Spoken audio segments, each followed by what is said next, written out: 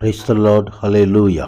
Zion வேதாகம ஆய்விற்கு அன்போடு கூட இயேசு கிறிஸ்துவின் நாமத்தில் உங்களை வரவேற்கிறேன். இந்த தினத்திலும் யாத்திராகம புஸ்தகம் அதிகாரங்கள் 21 முதல் 24 அதிகாரங்களில் உள்ள வசனங்களை நாம் தியானிக்க சர்வர்ம தேவன் தாமே நமக்கு கிருபை பாராட்டுவாராக.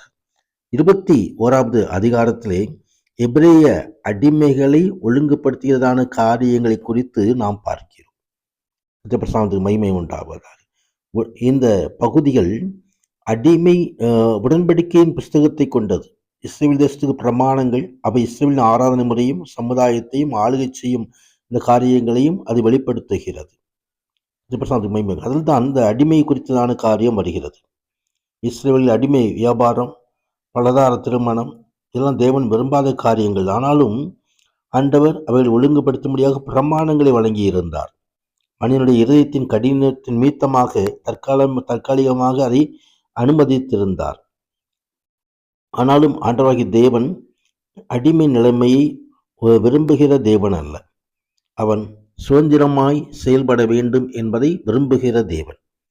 பிரசாந்த் மகிமை உண்டாவது. அதே வழியில் தனி மனிதனுக்கு தீங்கு செய்கிறவனுக்கு என்னென்ன தண்டனைகள் கொடுக்கப்பட வேண்டும் என்பதையும் இந்த பகுதியிலே எழுதப்பட்டிருக்கிறது.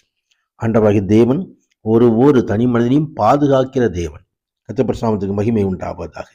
22வது அதிகாரத்தில் மனிதர்களுடைய ஆஸ்திகளை பாதுகாப்பதை குறித்து அதுக்குள்ள சட்டங்களை குறித்து நாம் இங்கே பார்க்கிறோம். கர்த்தருக்கு மகிமை உண்டாவது. ஒரு மனிதனுடைய சுதந்திரத்தையும் அவனுடைய ஆஸ்திகளையும் பாதுகாக்க விரும்புகிற தேவன் அதற்கான சட்டங்களை நியமித்திருக்கிறார்.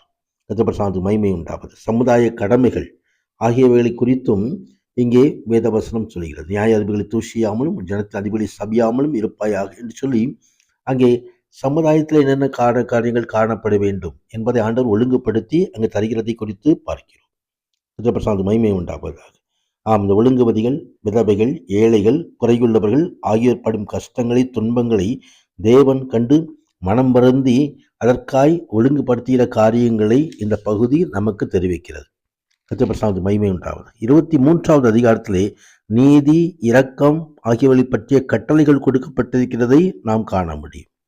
கர்த்தருக்கு மகிமை உண்டாவதாக.